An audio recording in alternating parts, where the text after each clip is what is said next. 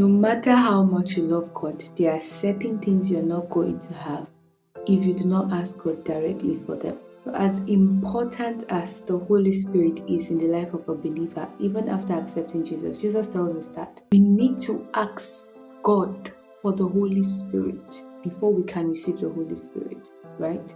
So how much less other things that you need in life? So we see this in the life of King Abijah in 2 Chronicles chapter 13.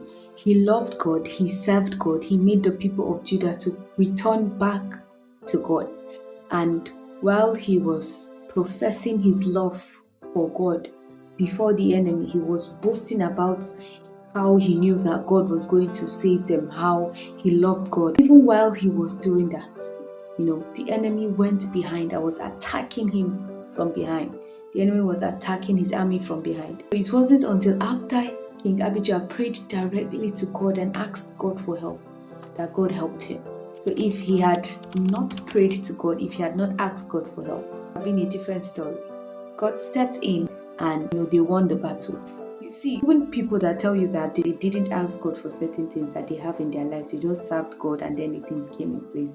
Trust me when I tell you this, there are people in the background praying for them, asking God on their behalf to bring those things into their life. Whatsoever you bind on earth shall be bound in heaven. That means heaven is aware of that reality.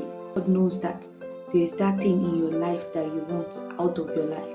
But then if you do not declare it, if you do not bind it here on earth, you're not going to get a response from heaven. So ask. If there are things you want God to give to you, ask Him.